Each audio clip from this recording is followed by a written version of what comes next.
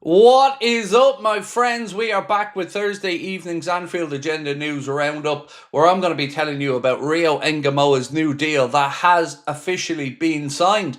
We'll give you a strange take from Arne Slot, but one that I fully agree with. We're going to talk about Konate, Mark Guehi. We're going to give you an update on Liverpool cancelling a lot of ticketing accounts for the reason, well, a reason that is more than fair. I'll give you this and lots more over the next few minutes, but you know the score. I want to know your thoughts, so let me know in the comment section. Don't forget to hit that like button, and rather than saying to you to subscribe, get yourself across and check out the giveaway that we are running with thanks to our friends at the Collector's Corner. We are giving away this signed and framed Diogo Jota jersey to celebrate the great man's life. You can find all the information on how to enter on the Anfield Agenda Instagram account. Right, loads to get through, my friends. Thank you to Connor as well, by the way, for jumping on this morning. That's something we're going to try to do as regularly as we can. Right, let's get cracking. Sky Sports said that Crystal Palace realistically accept that Mark Guehi's time at the club is coming to an end. The club acknowledge it will be difficult to convince their captain to commit his long-term future there. There was actually a crazy story today, and I'll talk about it more in tonight's Late Night Agenda, that suggested that Mark Guehi's camp, according to Football Insider, blame Liverpool for the breakdown of that transfer. I don't believe it for 1 second, but like I said, we will talk about it more in tonight's Late Night Agenda. Let's talk James Pearce and the decision around Konate's future that hasn't been made yet. James Pearce had said that sources close to Ibrahima Konate insist that reports in Spain are inaccurate and that Konate hasn't given Real Madrid his word. Senior Anfield figures remain tight-lipped over what has been offered financially and what it would take for him to re-sign. Credit our friends at Anything Liverpool for that ex-post on this quote from James Pearce. But, look, I love reading that. I love hearing that, but I'd love to hear him say more, I want to stay at Liverpool Football Club. Because, like I said, the only other person we haven't heard I want to stay from was Trent, and, well, we know what happened there. So, Konate's form, very good. Good to see him back to his best in the last 3 games. But, as a fan, that's what I would love to hear. That my aim, my goal is to stay at the club. Hopefully we can figure things out.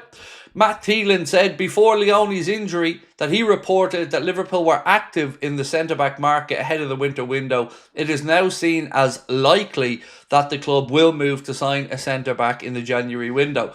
We have to, right? We know we've lost Giovanni Leone for a prolonged period of time. 3 centre-backs just won't do. It just will not do for a club that wants to compete across 4 competitions. So I've no doubt we will be active in that January market looking for a centre-back, and hopefully active early in the market as well. Dominic King has said that Hugo Ekitike is likely to be docked 2 points. 2 points? No, not 2 points. Can't dock a player points, Craig. 2 weeks' wages for his ridiculous sending off against Southampton in the Carabao Cup. Frankly, I'd prefer they docked him 2 points. I don't know how many points he's on personally, but imagine that amount of money being docked from you. What are we talking here? About 400 grand?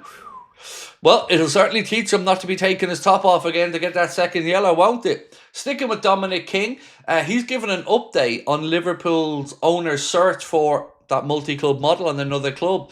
Dominic writes that Fenway Sports Group have completed due diligence on Getafe and are considering their next move as they look to build their multi-club model. Now, I'm not questioning Dominic King's reporting on this, and quite frankly, I hope it's true. But we've seen before Getafe's president and owner saying the club isn't for sale.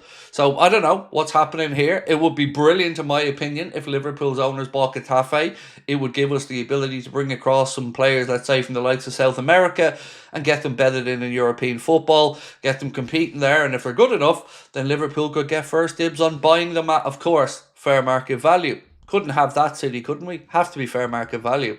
Right, the big news of the day. We've all been wondering, waiting, when's Rio going to sign the contract? We knew it was being offered to him. He had to turn 17.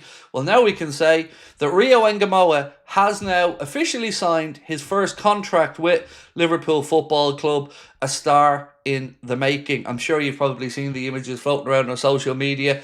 He looks great, sitting there, contract in front of him, pen in his hand, doing that lovely little lean onto it, and welcome to Liverpool Football Club, hopefully Rio for the longer term. Well, I say welcome, he's been here for a while, but welcome to the pro centre. Welcome to the pro side of football, Rio. And while we're sticking with that, Paul Joyce has said the acrimonious compensation battle between Liverpool and Chelsea over Rio Ngumoha has been delayed until towards the end of the season. So both clubs obviously locked in a battle there over how much compensation Chelsea feel that they're due. Again, this will go to a tribunal probably, so let's see what happens. Big update here from Dan Rowan of the BBC, and full credit to him, this is a very good piece. Dan writes that Liverpool have shut down 145,000 ticket accounts over the past 2 years as part of a crackdown against touting, BBC Sport can reveal. I'm going to read you some of the article now because it is fascinating. They also issued a record 1,114 lifetime bans last season, a move that followed the discovery of mass manipulation of software used to buy tickets. The Premier League champion said 500 people were denied entry to Anfield for trying to gain access with a burner phone used by touts to avoid tickets being traced in the last 12 months.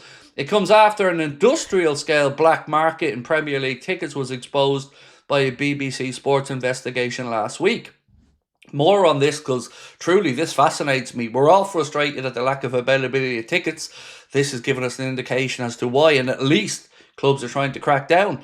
Reselling is against the UK law, but many websites continue to operate by being based outside of the country.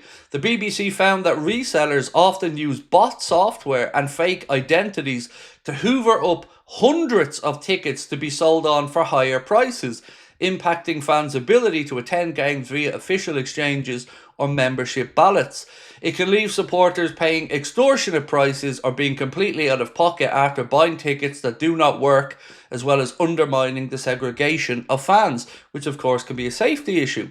Investigators for Liverpool also shut down 162 social media groups with a combined membership of more than 1 million users. That is how many people are trying to get Liverpool tickets that were involved in selling fake tickets, tickets that never materialised, or reselling real tickets at extortionate rates. And the last bit on this one that I have for you is, meanwhile, just under 400 targeted stops were also carried out on match days, preventing the access to the turnstiles for these accounts with suspicious activity. The 1,114 lifetime bans represents a huge increase on the 75 imposed across the 23-24 campaign. Last year, Liverpool closed 100,000 fake accounts and believed new preventative measures, including multi-factor authentication, single sign-on, and the implementation of more advanced fraud analysis tools will make a difference.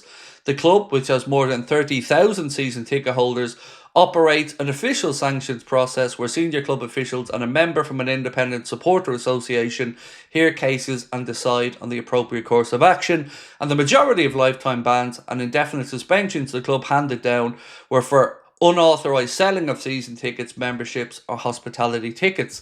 So as you can see, at least the club are trying to crack down. And honestly, fair play to Dan Rowan, fair play to the BBC, and fair play to the club for trying to make it a fairer game for fans to get tickets.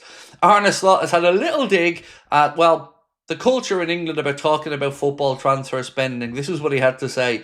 I can't blame people that they don't see or understand that we also bring in money because it's so exceptional in England. Every club never sells, only buys. People in England don't even have an idea that clubs also sell players. A few players left because we thought it was best for them and they wanted to leave as well. If you want to leave and the right club is there, we don't keep you and we're open to selling you. So he's right though, and he said this before, there isn't enough coverage of the fact that Liverpool brought in excess of 250, nearly 300 million quid. The headline figure that's always out there in the articles is, of course, Liverpool spend 450 million because, you know, we've gone through this many times on the streams. People just want to undermine what Liverpool are doing.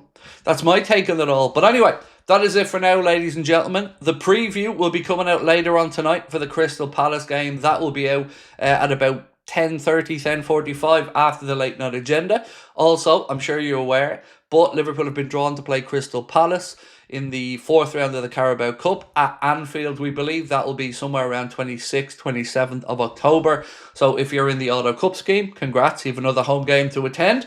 But I'll see you guys back here tonight. Late night agenda, 8:45. Much love. We'll talk then. Bye-bye.